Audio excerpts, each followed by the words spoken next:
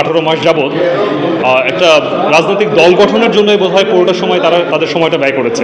অন্তর্বর্তীকালীন সরকারকে সম্পূর্ণ অর্থে আমি যদি বলি 10-এ আমি তাকে 1 দিব। যে কেউ তো আর গণ-অভ্যুত্থান কী জিনিস, বিপ্লব কী জিনিস, এই মাপকাঠি তো আর কেউ পরিমাপ করে নাই। তো জুলাই গণ-অভ্যুত্থানের যখন সংগঠিত হচ্ছে, আন্দোলন যখন চলছে, তখন সবার একটাই কনসার্ন ছিল যে শেখ হাসিনা স্বৈরাচার চলে যায়।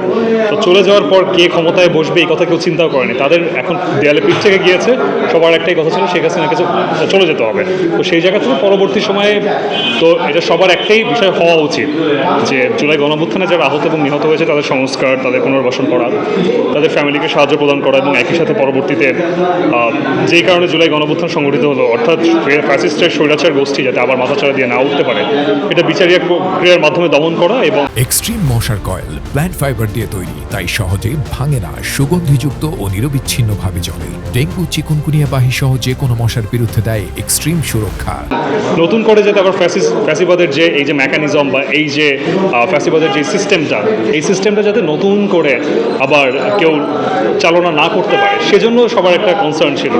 কিন্তু কেউ কিন্তু চায় নাই যে 18 বছর, এই 18 মাসের যে সময় অন্তর্বর্তীকালীন সরকার যখন ছিল, তখন নতুন রাজনৈতিক দল আসবে এই কথা কেউ চিন্তাও করে নাই। এটা গণ-অভ্যুত্থানের একটা অংশ গিয়ে যারা চেয়েছে রাজনীতি করতে, তারা একটা রাজনৈতিক দল গঠন করেছে। কিন্তু তার মানে কিন্তু এই না যে এরাই জুলাই গণ-অভ্যুত্থানের একমাত্র ধারক এবং বাহক। এটা গণ-অভ্যুত্থানের নেতৃত্বের খুব ছোট একটা অংশ গিয়ে একটা রাজনৈতিক দল গঠন করেছে। কিন্তু এটাই যে গণ-অভ্যুত্থান বলতে যে এই দলটা, এটা কিন্তু না। প্রত্যাশার জায়গা থেকে সকল জনগণের একটাই প্রত্যাশা ছিল যে স্বৈরাচার শেখ হাসিনাকে যেতে হবে, বিচারিক প্রক্রিয়ার মাধ্যমে গণহত্যার বিচার করতে হবে এবং আবার যাতে নতুন করে স্বৈরাচার তৈরি না হতে পারে সেই মেকানিজমকে ধ্বংস করতে হবে। সেটার জন্য যদি সংবিধান সংস্কার করতে হয় সেটাও করতে হবে, আবার যদি কোনো অধ্যাদেশ নতুন করে জারি করতে হয়, পরিবর্তন করতে হয়, পরিমার্জন করতে হয়, সেটাও করতে হবে। একই সাথে যারা আহত হয়েছে, নিহত হয়েছে, যাদের জীবনের বিনিময়ে, প্রাণের বিনিময়ে, অঙ্গহানিতার বিনিময়ে এই জুলাই গণঅভ্যুত্থান অর্জিত হয়েছে এবং নতুন বাংলাদেশ 2.0 যেটাকে আমরা বলছি, সেটা আমরা ফিরে পেয়েছি বা আমরা এই অভিষ্ট লক্ষ্যে যেতে পেরেছি, সেটাকে আমরা নতুন করে আমরা সামনে আনতে পেরেছি। তো সেই তাদেরকে পুনর্বাসন এবং তাদেরকে সাহায্য সহযোগিতা করা, তাদের লাইফ সাইকেলে আর যাতে কোনো ঝামেলা না হয়, কেউ যদি অঙ্গহানি হয় সেটার জন্য তাকে তার ফ্যামিলিকে ক্ষতিপূরণ দেওয়া, জুলাই গণঅভ্যুত্থানের শহীদ এবং আহতদের ভাতার কথা বলা হয়েছে, তাদের পুনর্বাসনের কথা বলা হয়েছে। কিন্তু এই সব জায়গায় গিয়ে আমরা দেখতে পেলাম জুলাই ফাউন্ডেশন, এগুলো করার জন্য কিছু ফাউন্ডেশন হয়েছে, কমিশন হয়েছে, এগুলো সম্পূর্ণ অর্থে একটু আমি বলবো যে বেহাত হয়েছে এবং এটা ব্যর্থ হয়েছে। গণঅভ্যুত্থানের সরকার হিসেবে গণঅভ্যুত্থান মনে হয় এই পুরো 18 মাস যাবৎ একটা রাজনৈতিক দল গঠনের জন্যই বোধহয় পুরোটা সময় তারা তাদের সময়টা ব্যয় করেছে। তারা এইসব জুলাই যোদ্ধাদেরকে, তাদেরকে প্রকৃতপক্ষে জুলাই যোদ্ধা কারা ছিল, আমরা আজকে যে 5 দফা দাবি উত্থাপন করলাম, সেই জায়গা থেকে কিন্তু আমরা দেখেছি যে জুলাই গণঅভ্যুত্থানের এখনও কারা নেতৃত্বে কারা ছিল তাদেরকে আইডেন্টিফাই করতে এখন পর্যন্ত সমস্যা হয়ে যাচ্ছে। সেখানে আহত, নিহত বা শহীদ যারা হয়েছে তাদেরকে আইডেন্টিফিকেশনটা অনেক বড় একটা জটিল হয়ে গিয়েছে। তো এটা আসলে যত দিন যাবে এটা আরও তত জটিল হবে। তো কাজেই এবং আমরা এমন অনেক দেখেছি যে আওয়ামী লীগের মানে জনগণের প্রতিরোধে, গণপ্রতিরোধে আওয়ামী লীগের নেতা বা ফ্যাসিস্ট সরকারের যে শাখা প্রশাখা ছিল তারা যখন আহত হয়েছে, জনপ্রতিরোধে তারা মারা গিয়েছে, তাদেরকে জুলাই শহীদের মর্যাদা দেওয়া হয়েছে, তাদেরকে জুলাই আহতর মর্যাদা দেওয়া হয়েছে, জুলাই যোদ্ধার মর্যাদা দেওয়া হয়েছে, এবং অনেক ঘটনা আমরা দেখেছি।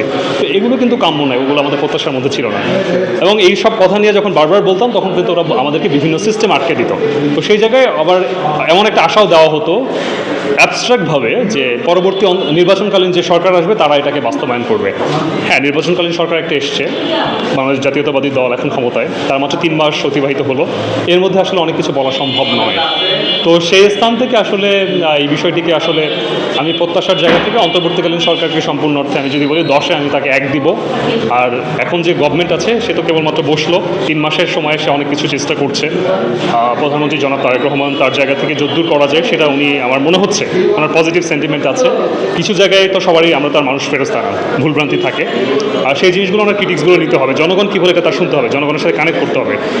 স্বৈরাচারী শেখ হাসিনাকে আমি 101টা গালি দিলেও তাকে আমি এক জায়গায় অনেক বড় একটা কৃতিত্ব দিব। সেই কৃতিত্বটা হচ্ছে সে একজন প্রধানমন্ত্রী হয়ে কিন্তু সেটা জেলা উপজেলায় পর্যন্ত ছাত্রলীগের নেতাকর্মীর সাথে সে সংযোগ রাখত।